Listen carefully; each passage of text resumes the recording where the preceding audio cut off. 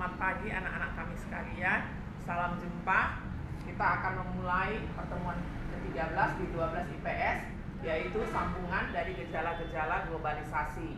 Nah, minggu lalu kita sudah melihat gejala globalisasi dalam bidang iptek dan ekonomi. Nah, sekarang yang ketiga, C, yaitu dalam bidang politik. Nah, kita mempunyai demokrasi yang namanya Pancasila. Demokrasi artinya dari, oleh, dan untuk rakyat. Nah, di sini berkembangnya berbagai organisasi sosial politik yang menjadi ciri-ciri tumbuhnya demokrasi di Indonesia. Jadi dulu pada masa Soeharto partai politik itu dibatasi hanya 3. Nah, tapi sekarang partai politik itu sudah sedemikian banyaknya. Nah, itulah perkembangannya. Yang kedua, mendorongnya meningkatnya kesadaran politik rakyat dengan ikut memilih dan bisa juga dipilih ya, melalui berbagai media komunikasi. Nah, itu dalam bidang politik. Yang D, bidang budaya. Ini meningkatkan interaksi kultural melalui media massa. Kultural ini artinya budaya.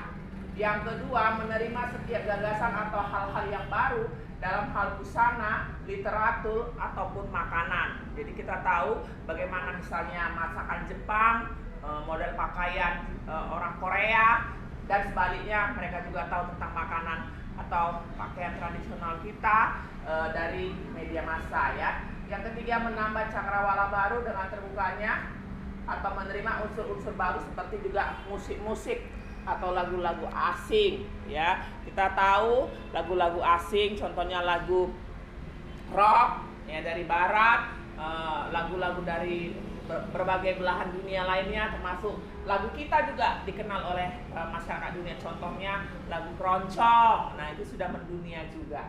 Nah, yang berikutnya, kunjungan turis-turis asing ke Indonesia. Nah, ini belum merata, masih terpusat di Bali. Nah, harusnya kita bisa meningkatkan sehingga kunjungan turis bisa sampai merata ke seluruh Indonesia. Lalu pertukaran budaya antar negara. Nah, bisa juga pertukaran pelajar. Nah, di kota-kota besar ini sudah sering terjadi, tapi di sekolah kita belum ya.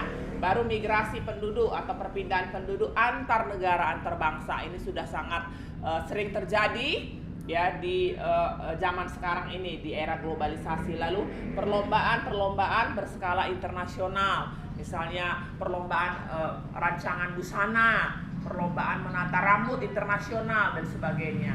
Oke, itu dia dalam bidang budaya. Dalam bidang agama, saling menghargai dan menghormati antar penganut agama yang berbeda. Ya, disinilah perlunya apa nak? Toleransi dalam konteks masyarakat Indonesia, yaitu masyarakat majemuk atau masyarakat multikultural yang berbeda suku, agama, ras, antar golongan, dan sebagainya. Lalu sarana prasarana keagamaan yang semakin canggih ya, yang sudah dibangun oleh Jokowi. Dan yang berikutnya, arus komunikasi dan informasi yang kian terbuka luas sehingga berkurangnya saling curiga. Nah, ini penting sekali ya, antar umat beragama yang berbeda. Lalu lembaga-lembaga keagamaan seperti PGI, MUI, dan sebagainya harus semakin berperan dalam menghadapi era globalisasi ini. Demikianlah anak-anak pembelajaran kita pada hari ini. Tolong dibaca lagi, dipahami. Salam sehat.